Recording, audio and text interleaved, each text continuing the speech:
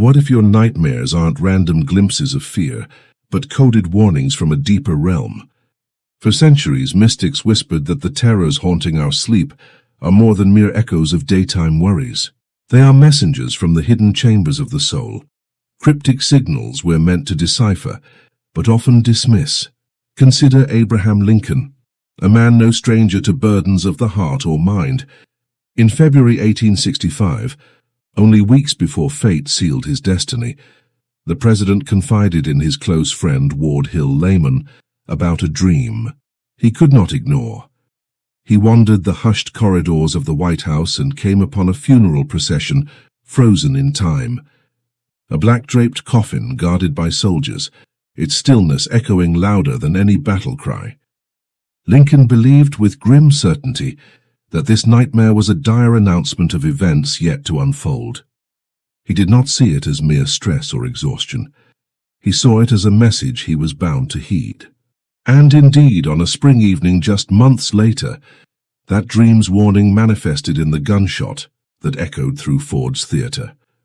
Lincoln's conviction forces us to ask, can a nightmare truly transcend the boundaries of our minds and touch the threads of destiny? Modern science may label such visions as neurological firestorms, random, purposeless flashes ignited by stress or chemical imbalance. But tucked away in esoteric circles is a different perspective, that beneath the canvas of our subconscious lies a language older than words, one that speaks in symbols and shadows. These nocturnal messages have been revered, feared, and studied by ancient lineages of alchemists, Kabbalists, and mystics, all of whom believe dreams, especially nightmares, carry warnings and revelations for those willing to listen. Yet most of us awaken, hearts thundering and sheets tangled, and rush to dismiss what just unfolded behind closed eyelids. We mutter, just a bad dream, as if the mind's darkest theater holds no substantial meaning. What if that simple shrug is the reason we miss guidance that could alter our path? What if, hidden amid your night terrors, there is a map pointing you away from danger, or toward a truth you have been evading? In the ancient city of Safed, the 16th century Kabbalist Rabbi Isaac Luria described how he received visions, some shimmering with light, others drenched in ominous gloom that he believed were missives from divine realms. He recorded disturbing dreams in his journals, interpreting them as forecasts of upheaval and transformation in both personal and communal spheres. Luria's contemporaries revered his interpretations, calling dreams the soul's parchment, a medium where the invisible inscribes its will upon us. But over time, such interpretations were buried under layers of skepticism, institutional dogma, and outright fear. Until now, their power remains largely forgotten by a generation that trusts only in waking rationality. Imagine for a moment that tonight's nightmare, however frightening, holds a kernel of truth meant only for you. Perhaps you see yourself plummeting into a dark chasm, an image many would quickly attribute to fear of failure. But what if that abyss represents an unlived potential you've been avoiding, a chasm not of doom, but of unrealized possibility? Or consider a dream where teeth crumble like brittle stone. The scholarly texts of old would interpret this as a signal of impending loss, not only of material wealth but of voice of personal power. These ancient interpreters believed such imagery could not be ignored without consequence. And yet, when was the last time you paused to ask your own night terror, what truth do you bear? By recounting Lincoln's unwavering faith in his haunting vision, we see the stakes. He did not dismiss what he witnessed in the White House corridors as random noise. He saw it as a summons, a warning he could neither rationalize away nor pretend was harmless. Even as his advisers urged him toward logic and practicality, Lincoln honored his dream's message, though it offered no comfort, only a grim premonition. This willingness to trust the shadowy voice in his sleep is what separates the ordinary sleeper from the alchemist who unlocks hidden truths. There is a reason this ancient art of interpreting nightmares has been all but erased from our mainstream consciousness. We live in an age that venerates explicit data, numbers, charts, and science-backed studies. Yet the language of the unconscious does not adhere to such strictures. It speaks in riddles, allegories, and archetypes. And if we refuse to learn that language, we lose access to a dimension of guidance that may be far more urgent than any push, notification, or calendar reminder. So let this be the first spark of a quest, to recognize that a nightmare can be more than a tormentor. It can be a teacher, a sentinel, or even a guardian. Tonight, when the veil of sleep descends, pay attention to those moments of terror. Notice the sharp edges of each image, the temperature shifts that chill you, the twisting corridors that trap you. These are not random mechanical malfunctions, but deliberate designs waiting for you to decode. Lincoln heard his warning too late. His fate was sealed when he dismissed the depth of what he saw. But your path can diverge. If you learn to hear your nightmares for what they truly are, secret messengers carrying wisdom masked in darkness, you might just unlock the door to a transformation far greater than any you've dared to imagine. Stay with me, because in the next chapter we will journey into the wisdom of those ancient mystics who treated nightmares not as terrors to be forgotten at dawn, but as oracles to be honored and understood.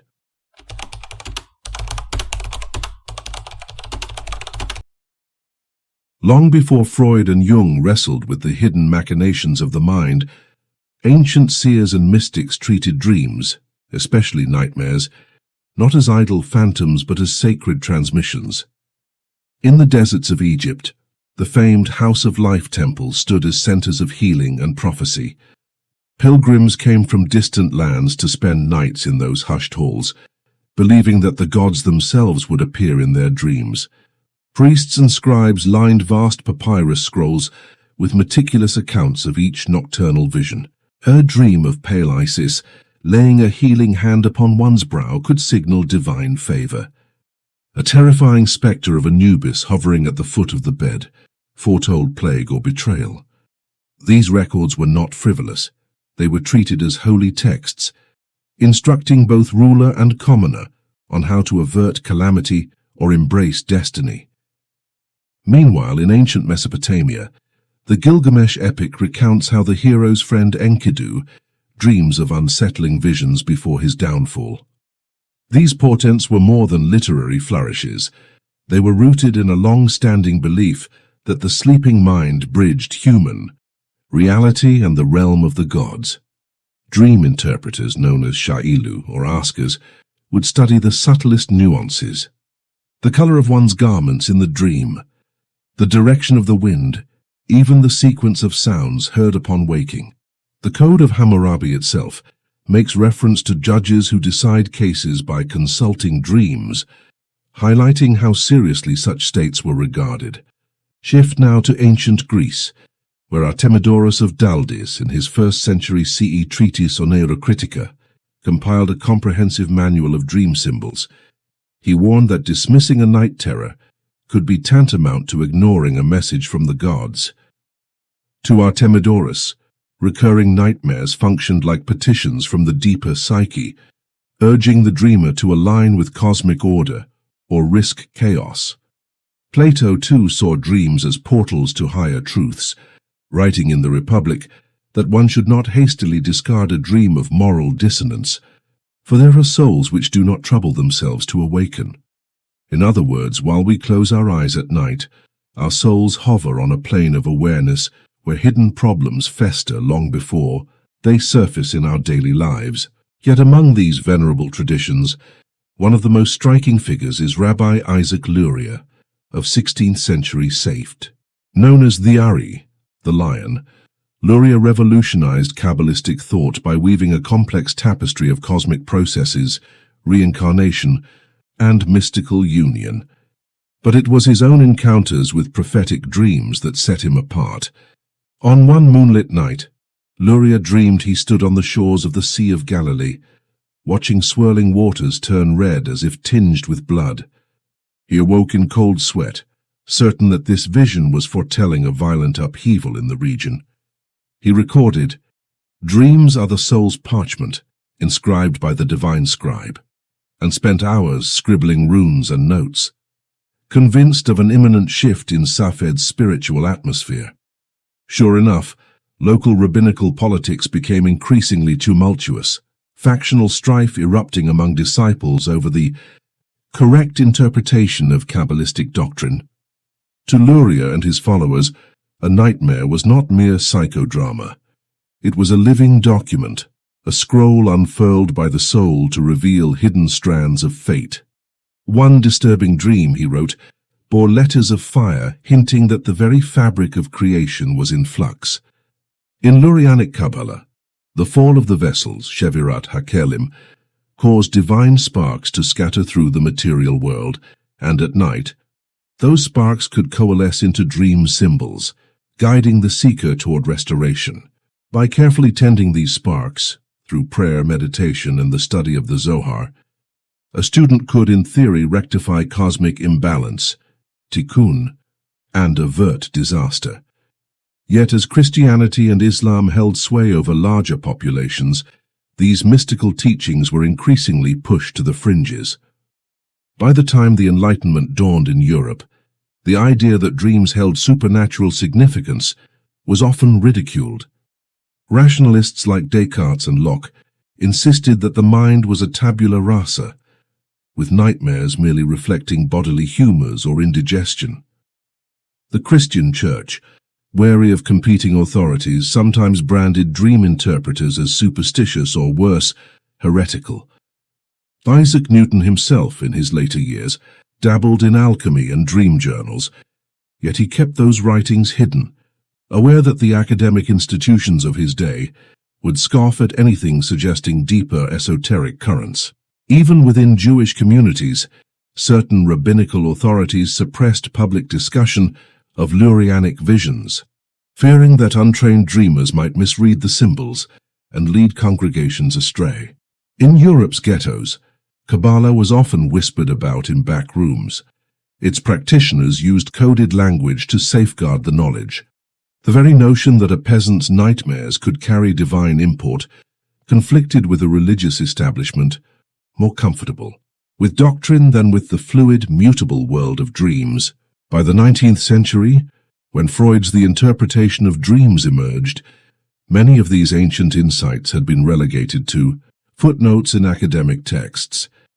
Freud viewed nightmares largely through the lens of repressed desires and childhood trauma, whereas Jung added archetypes into the mix, but still didn't fully recover the sense of the dream as a direct channel to cosmic or divine wisdom. The mystical traditions of Egypt, Mesopotamia, and Kabbalah were treated as colorful history rather than living systems of knowledge.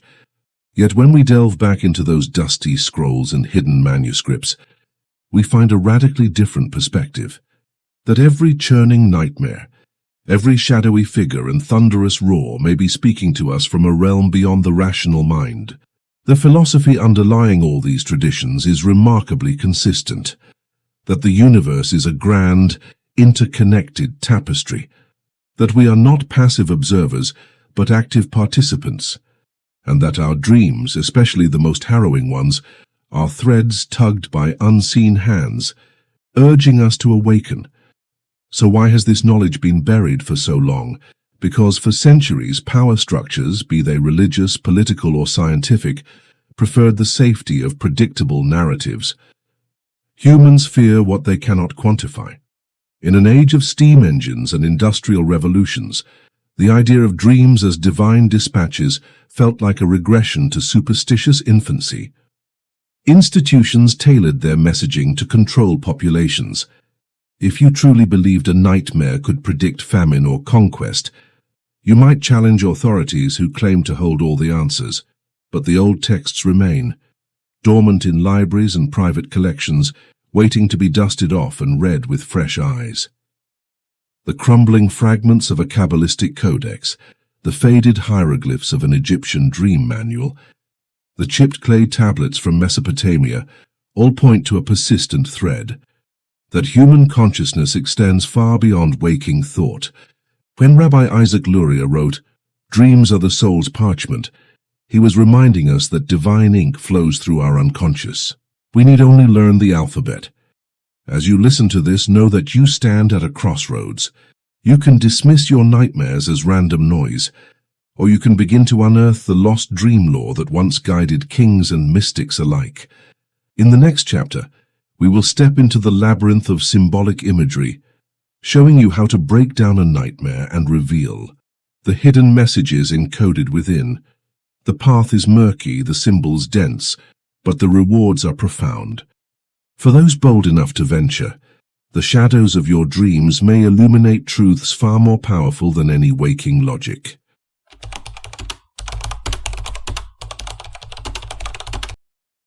When you close your eyes and tumble into a nightmare, it can feel as if you've been thrust into a dark play where you're both actor and audience, frantic, disoriented, and desperate to escape. But what if I told you that this chaotic drama isn't random at all, but a meticulously scripted performance by your own psyche? Imagine your dream as a coded message, each symbol a letter in a language you've forgotten you can read. In this part, we're going to start untangling that script, breaking down a nightmare scene by scene, image by image, so you can see precisely what your mind is trying to hide, uncovering the buried truths beneath the terror. Picture your mind as a vast library, stacked high floor to ceiling with volumes of memories, emotions, and unspoken desires. Most of the time, you walk those aisles with the lights on, cherry-picking the books you need. Grocery lists, conversation topics, urgent deadlines. But at night, the lights flicker off, and you're plunged into the basement archives where the forbidden, the unacknowledged, and the repressed volumes reside. Your nightmares are those dusty tomes, spines cracked and pages brittle, each one containing a story you've locked away for good reason. The problem is, you left no reading lamp on, so you stumble blindly, misreading words, skipping entire chapters. What we're about to do is turn on that lamp and learn to read those ancient, dangerous texts without getting burned. Let's start with a concrete example. A young woman, let's call her Sarah, who came to Carl Jung's clinic because she was haunted by the same nightmare night after night. In her dream, a sleek black snake coiled itself tightly around her wrist. No matter how hard she tried to pull free, the serpent's grip only tightened, squeezing until her blood felt like it was pooling beneath her skin. She would wake in cold sweat, convinced she was literally suffocating, and even in broad daylight, her arm would throb with the phantom ache of that constriction. To most eyes, it was a bizarre and terrifying image, just another terrifying loop of fear. But to Jung, and to those schooled in the language of dreams, that black snake was a messenger. Jung called the snake an archetype, a primordial symbol that arises from the collective unconscious, a layer of the psyche we all share. In Sarah's case, he recognized that the snake didn't represent an external threat, like a real snake might, but rather a part of her own inner life.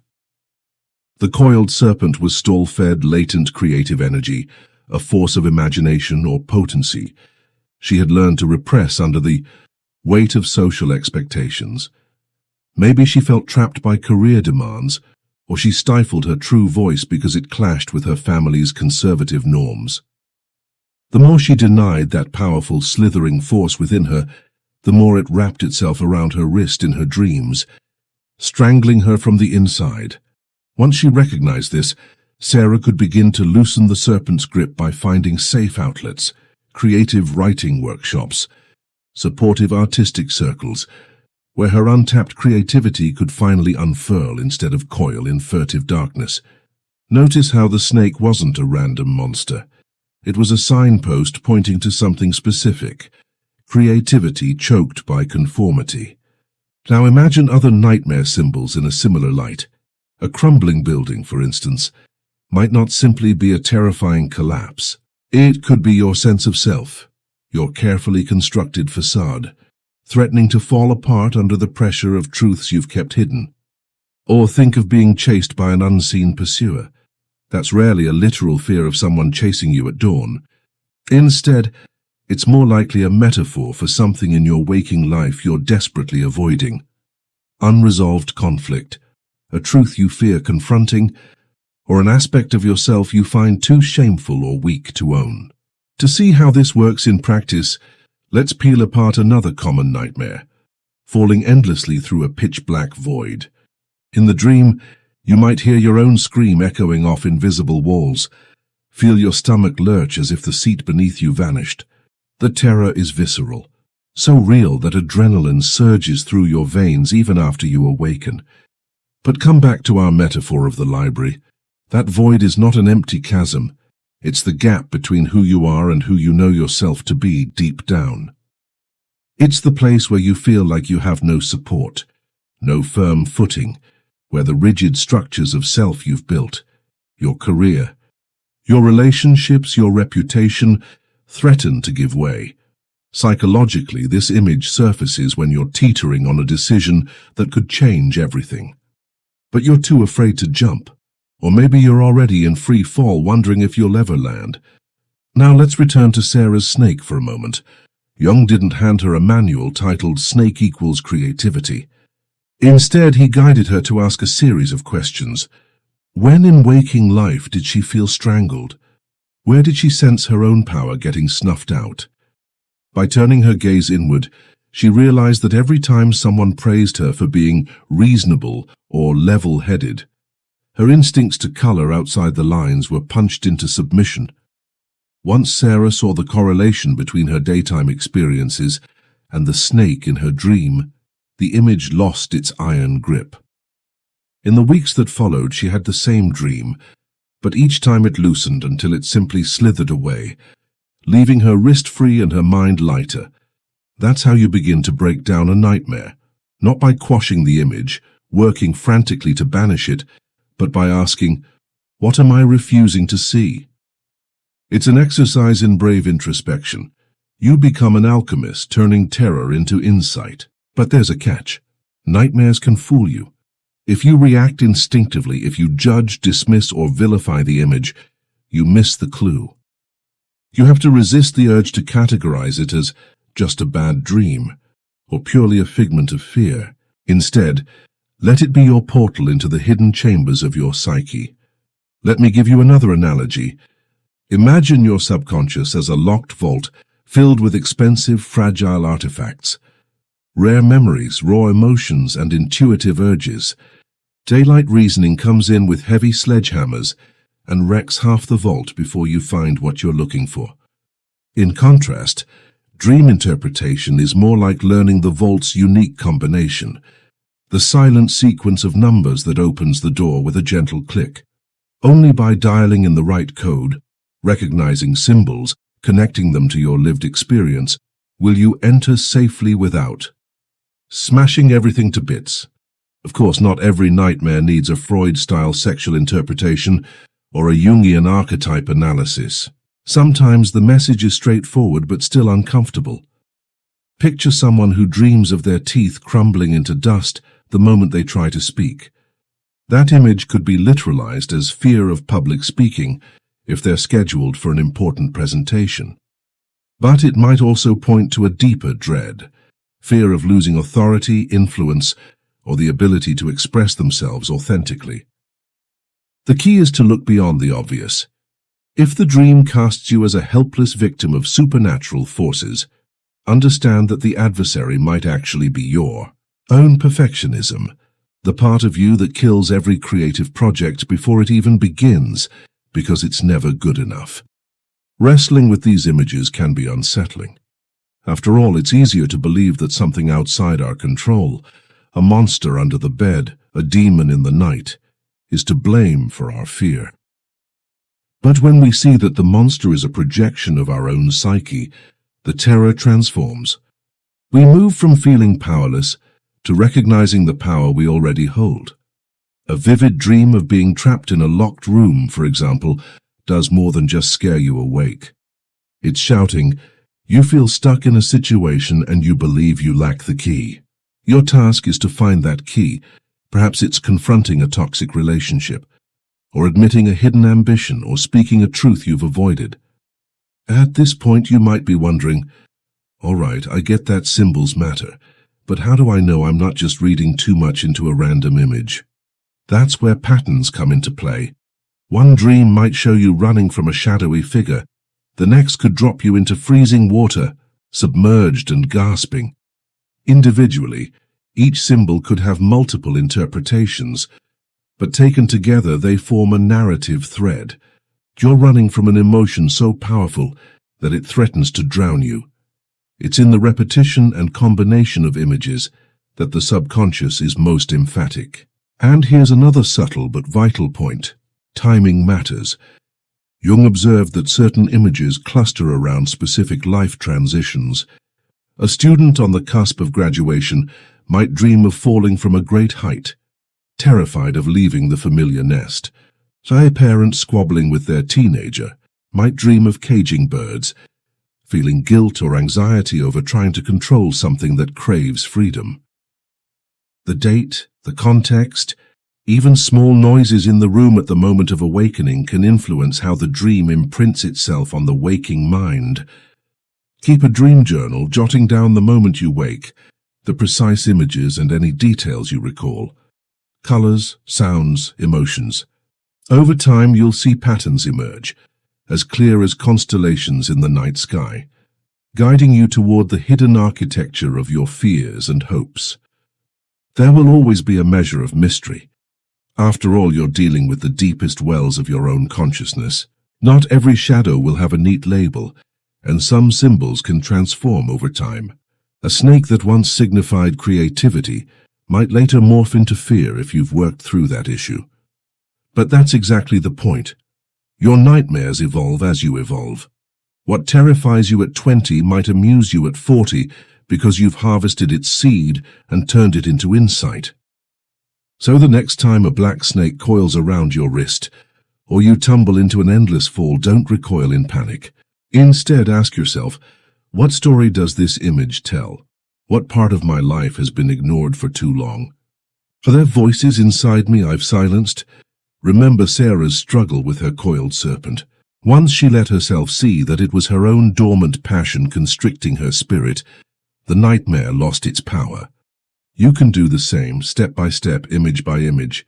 In the following chapter, we'll explore the secret key no one told you about, a multidisciplinary lens, drawing from Kabbalah, Hermeticism, and archetypal psychology, that will help you unlock the code faster, with greater precision.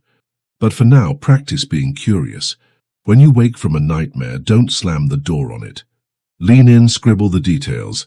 Notice where your heart races and your throat tightens. That knot of fear, that flicker of dread. They are clues leading you deeper into the grand tapestry of your own being. And once you learn to follow those threads, you'll find that even the darkest dreams can guide you toward the light.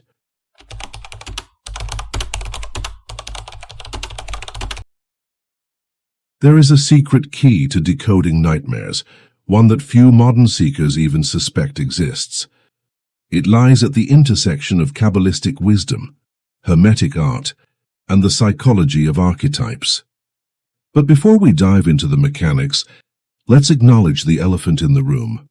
Most of us have been conditioned to see dreams as either meaningless whims of the brain or, at best, interesting curiosities. We've inherited a cultural bias that elevates rational waking thought while treating the unconscious as a noisy underbelly to be quieted. We tend to think, if it can't be measured, it can't be trusted. That assumption blinds us to the deeper resonance of the symbols swirling through our nightmares. To unearth this hidden key, we first need to understand why these signals have been dismissed or distorted for so long. In the Renaissance and Enlightenment eras, religion and early science formed uneasy alliances that generally discouraged any claim of private mystical revelation. Church authorities regarded vivid dream visions with suspicion. Too often, they feared, these revelations came from deceptive sources. Meanwhile, early scientists like Descartes and Locke insisted the mind was a blank slate that assembled perceptions into ideas. If an image sprang from nowhere, it must be a physiological quirk, not a divine whisper. Even Isaac Newton, who spent half his night scribbling about alchemy and dream journals, hid those notes lest his peers brand him a madman. In short, Western culture cultivated a taboo around taking dreams, particularly nightmares, as serious guides. Yet deep within that suppressed tradition lies a master symbol, a Rosetta Stone of sorts, the emerald tablet of Hermes Trismegistus. According to legend, Hermes Trismegistus, a semi-mythical figure often conflated with the Greek god Hermes and the Egyptian Thoth, received the tablet's text in a trance-state dream. He awoke bearing a single sheet of emerald green stone, inscribed with cryptic aphorisms, "That which is below is like that which is above, and that which is above is like that which is below, to accomplish the miracles of the one thing." These lines encapsulate the principle of correspondence, an idea that governs not only alchemy, but the very structure of the Hermetic cosmos. In other words, every symbol in a dream is a fractal of a greater reality. A snake, a falling building, or a crumbling tooth all reflect deeper layers of existence. For centuries, alchemists considered the emerald tablet a master key, using its verses to interpret personal visions and dreams. They believed that when a dreamer encountered a symbol, say a phoenix rising from ashes, it wasn't just a poetic flourish, it was an instruction manual for spiritual transformation. The alchemist would carry that image into their laboratory, pairing it with correspondences. The phoenix, for instance, linked to sulfur, soul and fire, spirit. Through careful meditation and ritual, they would tune in to that symbol's frequency and discover how it applied to their own inner work. It wasn't mere fanciful metaphor. It was a systematic method for translating unconscious language into conscious alchemy. So what does this mean for you, lying awake with a nightmare echoing in your mind? It means your dreamscape is not a random collection of fearsome images, but a multi-layered instruction manual, one shaded in personal context, universal myth and cosmic law. The hidden key lies in seeing each symbol as a node in a vast network. You don't interpret a snake only as danger or healing. You consider its alignment with your emotional state, your life circumstances, and its archetypal lineage. The tablet's wisdom, as above, so below, tells you that what happens in your microscopic psyche mirrors universal patterns. A nightmare about an earthquake becomes not just a personal fear of collapse, but a reflection of cosmic upheaval, an invitation to reorder your inner foundations. At this point, some may scoff, "Isn't this all a bit too mystical? How can I be sure I'm not simply projecting my own anxieties onto random images?" Indeed, that is the first common misconception we must dispel. The mistake isn't in engaging with symbolic interpretation. That's the only way to penetrate the surface of a nightmare. It's in assuming that all symbols are interchangeable or that they mean the same thing for everyone. Hermes's correspondence is not a rigid decoder ring, it's a fluid guide. For example, in some alchemical texts, a raven represents putrefaction, a necessary stage before rebirth. In nightmares, a raven might signify your own unresolved guilt or shadow side demanding attention.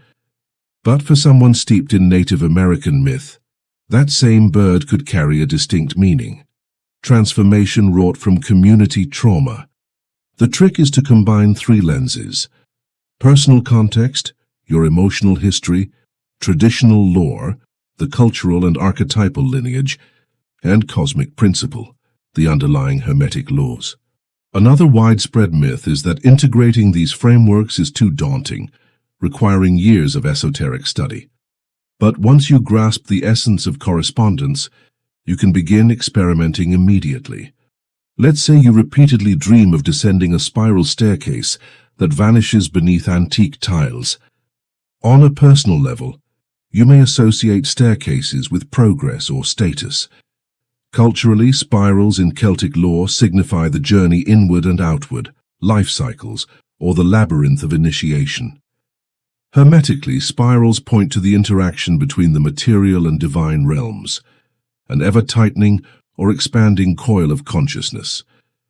By seeing the dream as a spiral, you recognize it as an invitation to explore a hidden layer of yourself, a level where progress is not linear but cyclical, where each descent reveals new depths. The house you're in matters too. Is it your childhood home, a generic mansion, or an unfamiliar cathedral. All these details refine the key further. Here's a little-known tidbit. The Zohar, the foundational text of Kabbalah, devotes entire sections to dream symbolism. Yet, because the Zohar is written in a combination of Aramaic and mystical allegory, most readers dismiss these passages as dense metaphysical flourishes.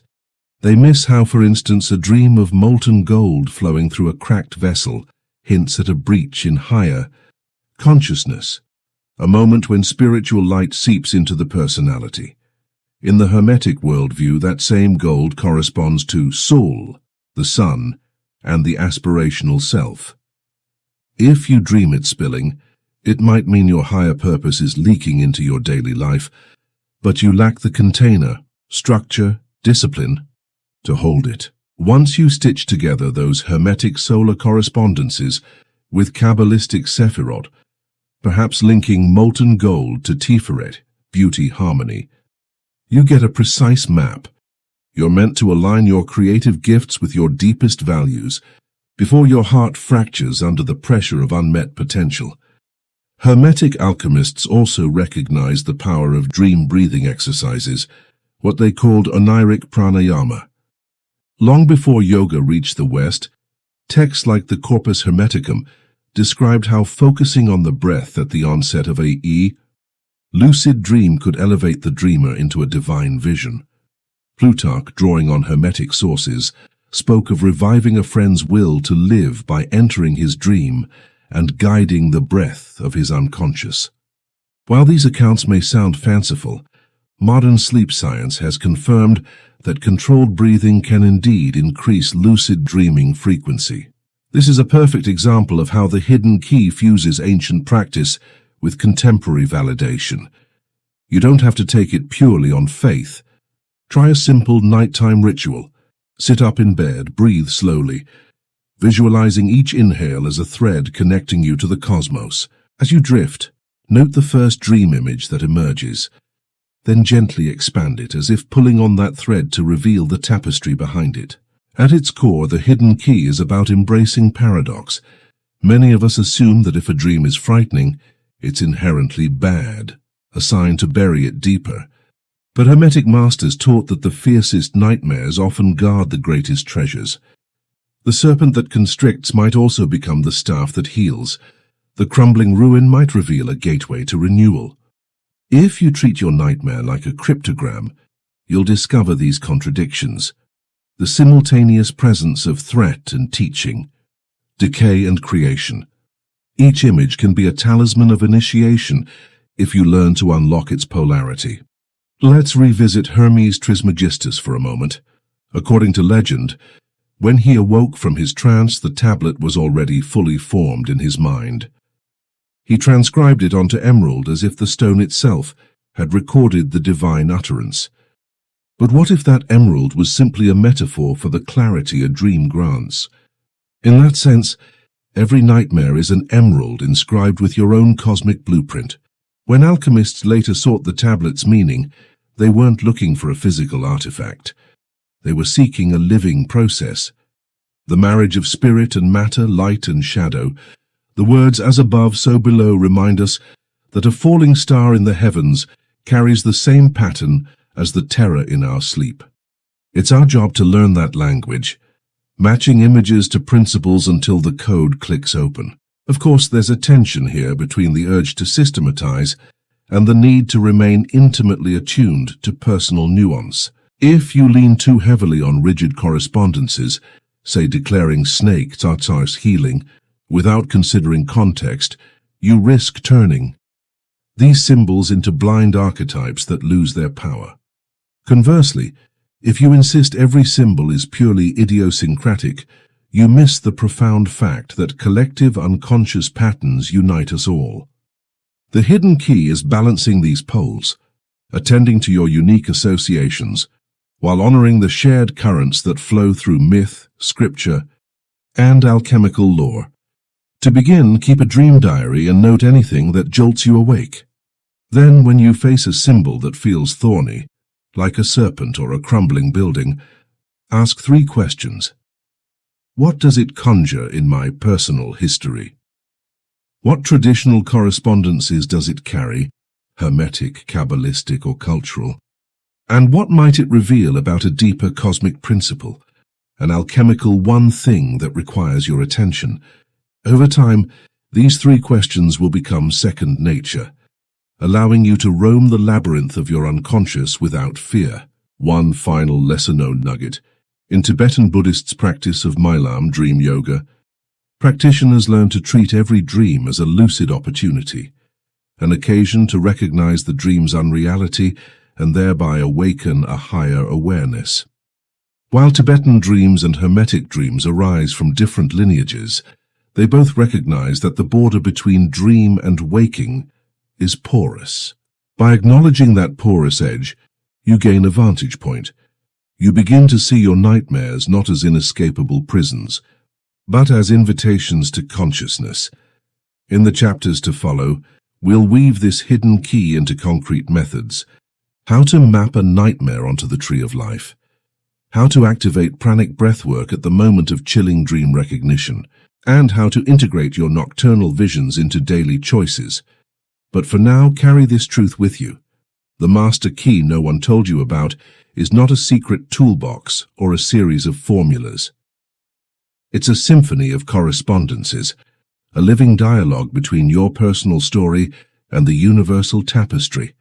When you learn to listen, to tune in to that dialogue, you'll find that your nightmares cease to be curses and become instead the clearest roadmaps to awakening.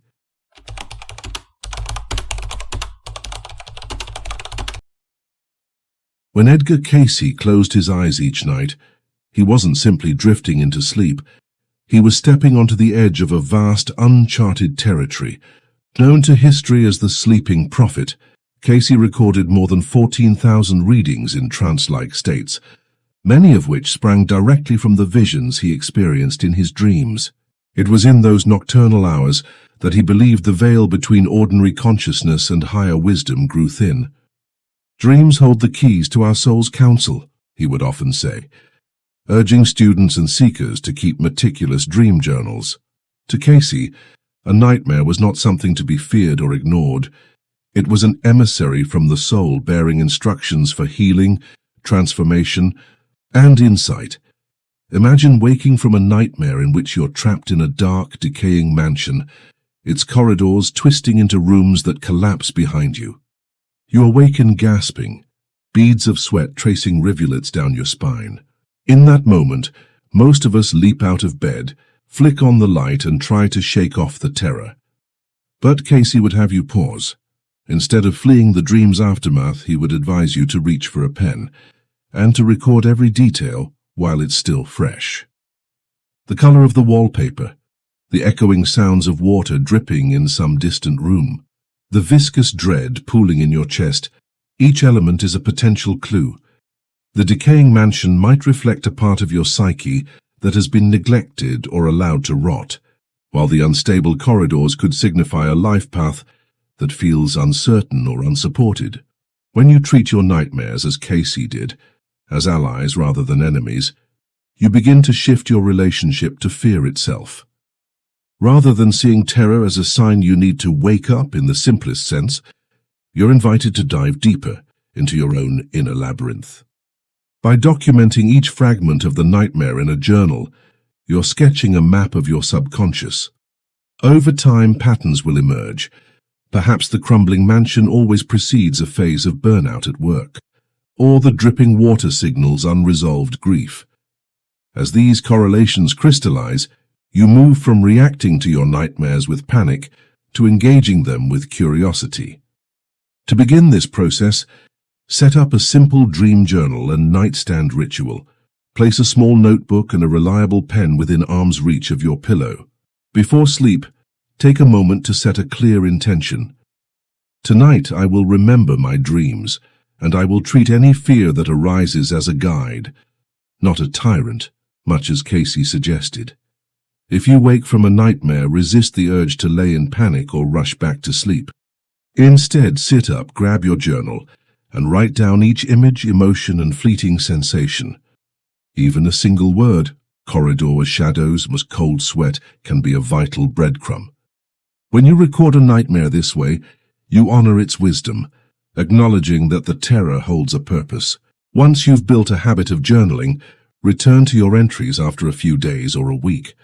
Read them as though you're deciphering an encrypted letter. Notice recurring symbols. Are there particular rooms, colors, or figures that seem to repeat? If a sinister mask keeps appearing, it might point to roles you're playing. Perhaps you feel compelled to conceal certain emotions in waking life. If you find a broken mirror repeatedly, it might signal a fractured self-image or an inability to recognize your own worth. Each time you identify a pattern, jot down possible waking life correlations. A conflict with a co-worker, a lingering regret from years ago, or an unfulfilled creative impulse. Engaging with nightmares in this deliberate way can radically alter your daily life. Suddenly, the anxiety you've carried to work, the gut-level dread that flares before social events, or the nagging sense that something is off, all begin to make sense. You'll start to see that these waking life anxieties show up in your dreams as coded symbols, and that by turning toward them rather than burying them, you can transform fear into insight. Cayce's own readings bear witness to this process. He famously guided a patient who suffered chronic migraines to interpret the recurring dream of being chased by a dark figure. Through journaling, she discovered that the figure represented the stress she rigidly placed upon herself to be perfect. As she began to ease that inner pressure, the nightmares lessened in intensity, and her migraines faded. However, there are common pitfalls to watch out for as you embark on this journey. First, beware of over-intellectualizing. You might be tempted to assign grand, sweeping meanings to each dream symbol, declaring that a snake in your nightmare must correspond to some universal archetype of death and rebirth, for example. While it's true that archetypes can offer powerful lenses, an overly dogmatic approach risks imposing interpretations rather than discovering them. Instead, follow Cayce's example.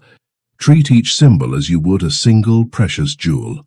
Its surface may glimmer, and as you turn it in the light, examining your personal associations, cultural backdrops, and emotional resonances, you'll uncover its unique facets.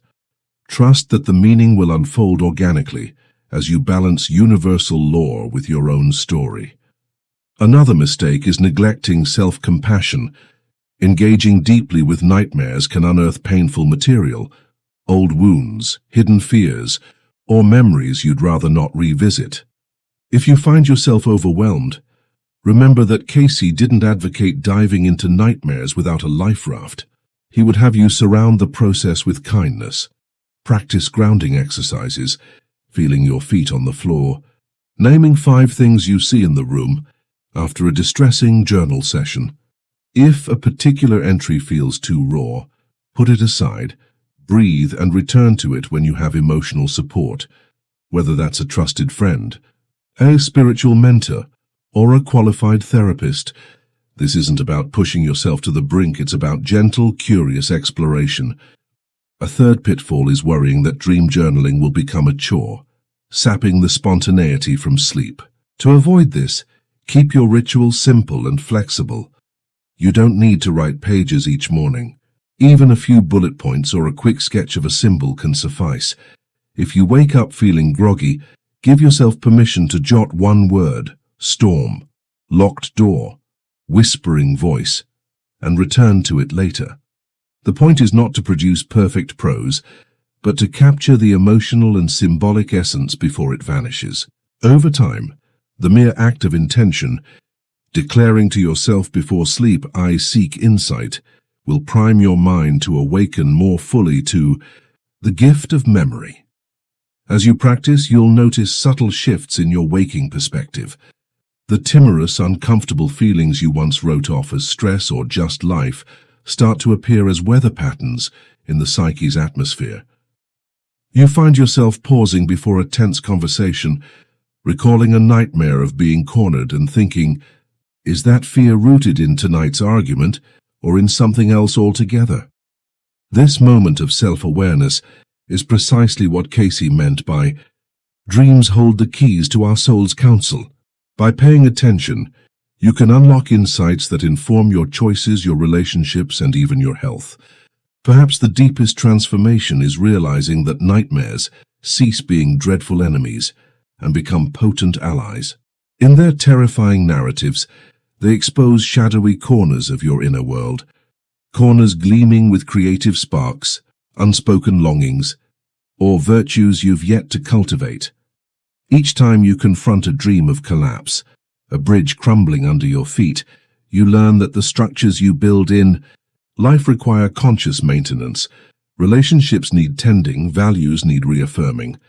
Each time you face a dream of drowning, helpless against rising waters, you recognize that an emotion you've withheld is demanding expression.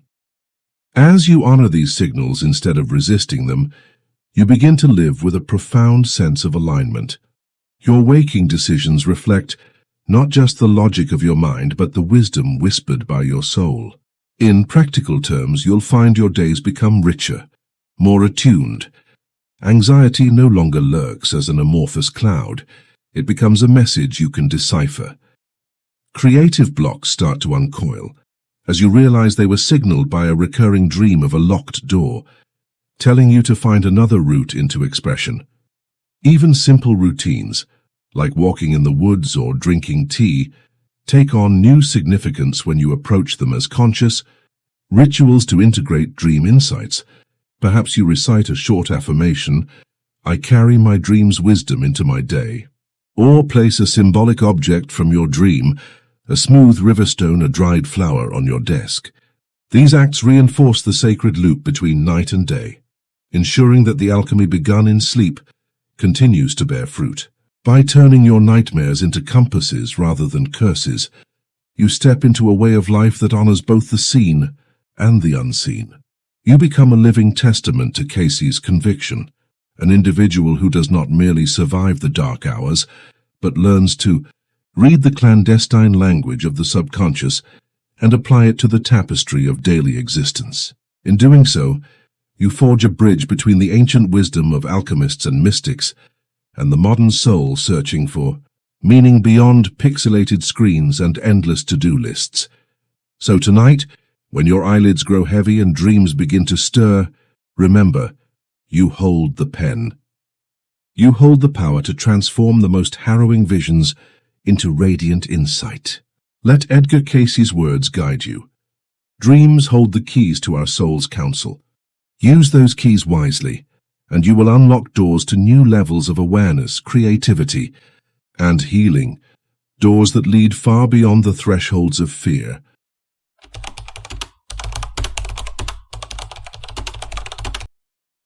From the depths of our darkest dreams emerges the spark that can ignite our most luminous awakenings. Throughout this journey, we've seen how nightmares, those visceral, haunting experiences, carry messages from the hidden chambers of our psyche. We've learned to pause, to lean into the terror, and to record every trembling detail. We've unraveled ancient frameworks from Kabbalistic sages, Hermetic alchemists, and modern visionaries like Edgar Cayce, all of whom insisted that the language of the unconscious is not noise but nuance, an urgent whisper guiding us toward transformation. Yet understanding theory and intuition is only half the battle. The real magic unfolds when we summon courage to apply this wisdom, when we confront the dissonance between our fears and our aspirations and allow that friction to compel us forward. To see how this alchemy works on the grandest of stages, let's turn to a figure who embodied both the oppressive weight of fear and the transcendent power of hope: Martin Luther King Jr. In the early months of 1963, King was wrestling with the enormity of the civil rights struggle. Segregation and brutality had reached a fever pitch, and he sensed that the nation teetered on the brink of moral collapse. One night, though few historians know this, King experienced a vivid, shuddering nightmare. He dreamed the United States was engulfed in flames, its highways and churches engraved in moral chaos, its people drifting like lost souls in a storm of hatred. In that vision, he saw cities smoldering under an ominous sky, with embers reflecting anguish in every street lamp. He woke bedraggled, drenched in sweat, convinced that the dream was no mere product of stress. Per biographer Taylor Branch, King confided to his close circle that the nightmare felt prophetically real, as if the unconscious were laying bare the nation's festering wounds. That night, the terror did not paralyze him. Instead, it galvanized him. He recognized that his nightmare was a call to transcend fear, to craft a vision so potent it could quench the flames of hatred.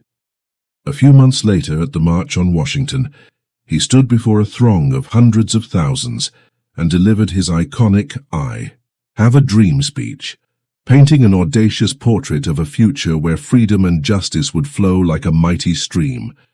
Notice what happened. His nightmare revealed a possible future dark enough to sear his soul, but it also propelled him toward imagining a brighter destiny. In the vacuum between those two extremes, despair and aspiration, King found his clarion call. He didn't ignore the dream's horror. He converted its urgency into eloquence, turning a personal nightmare into a universal rallying cry. That is the apex of awakening beyond the dark. Fear does not vanish. It becomes the fuel for vision. So how does that translate to our own lives? Think of the fears that curl around your heart. Maybe it's a persistent nightmare of drowning, leaving you gasping with the sense that you're suffocating under unseen pressure.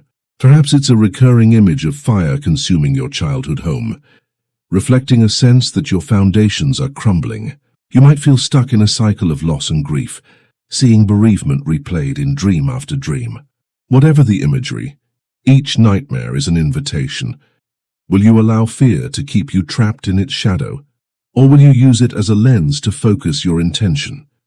Begin by reframing fear, not as your adversary but as your ally. When you wake from a nightmare, instead of fleeing that raw, tremulous space, ask yourself, what fierce truth is burning beneath my feet? What injustice within my own life demands to be set aflame? Keep a journal by your pillow and jot down not only the symbols but the emotions they stirred, a sense of helplessness, a surge of righteous anger, or a pang of unacknowledged grief. Then, outside of sleep's direct grip, meditate on those emotions. Let them guide you toward action. That might mean having a difficult conversation you've been avoiding, setting firmer boundaries in a toxic relationship, or channeling pent-up passion into a creative project that scares you. Next, cultivate a practice of visionary dreaming. King didn't stop at documenting his nightmare. He held it close, letting its urgency kindle a new dream of justice. You can do the same by rehearsing your aspirations before sleep. Conclude each night with a brief ritual. Light a candle, close your eyes, and speak aloud. Tonight I will dream of what could be. Picture a personal, I have a dream moment.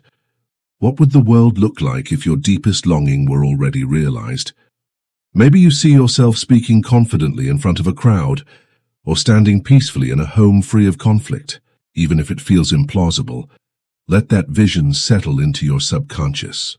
Over time, you'll find that your dreams, nightmares included, start orienting themselves around both the darkness and the light, each informing the other. But beware of a couple of common pitfalls. First, don't mistake resistance for resilience. You might feel tempted to muscle through a nightmare. I'll just keep ignoring it until it goes away. In doing so, you only reinforce the idea that fear is something to be silenced. A more nuanced approach is to treat fear as a stern teacher. When a nightmare slams you awake, pause and breathe. Acknowledge the dread without judgment. Yes, I felt like I was falling. Yes, I felt abandoned. And then ask, what does this urge me to change? That small shift, honoring the alarm rather than dismissing it, opens the door to transformation. Second, resist the urge to become lost in endless interpretation. There's a fine line between insight and obsession. Some might dive so deeply into symbolic analysis that they never emerge to live life. Balance introspection with action. If your nightmare reveals a creative impulse you've ignored, don't just circle around its meaning. Pick up a pen or a brush or a keyboard and let that impulse flow. If your dream shows you trapped, don't simply dissect the entrapment. Take one courageous step toward liberation, even if it's as small as confiding in a friend or seeking counsel. When fear transforms, it becomes a bridge between the dark and the dawn, between the haunting images of night and the electric possibilities of day. Just as Martin Luther King Jr. allowed his nightmare of national chaos to forge his Weltanschauung of unity and freedom, you can let your own nightmares seed a revolution of self-awareness. Imagine if you treated each night terror as a coded blueprint for growth. What corners of your life might shift? What relationships might heal? What creative spark might finally ignite? As we close this chapter, know that the journey doesn't end with redemption. Rather, it is ongoing, a dance between shadow and light, fear and faith. You might still wake to that same recurring nightmare, but now you'll greet it with recognition. Ah, this is my truth, demanding to be seen. And in that moment of recognition, you step beyond fear into a realm where creativity, courage, and compassion converge. I'll leave you with one final thought, echoing the centuries of mystics and dreamers who came before. When the darkest visions stir your soul, what radiant light are you being called to birth? Share your reflections, questions, or even the raw fragments of your own dreams in the comments below. Let's continue this dialogue, because in the collective exchange of our nightmares and our hopes, we awaken not just individually, but together.